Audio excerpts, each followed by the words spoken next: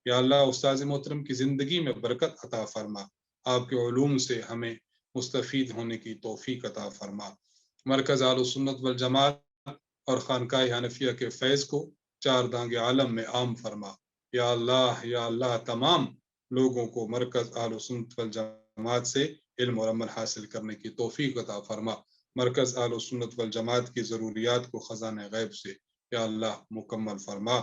سبحان ربک رب العزت عما یصفون وسلام علی المرسلین والحمد للہ رب العالمین وصلی اللہ تعالی علی خیر خلقہ محمد وآلہ وصحبہ اجمعین برحمتک یا ارحم الراحمین لا الہ الا اللہ۔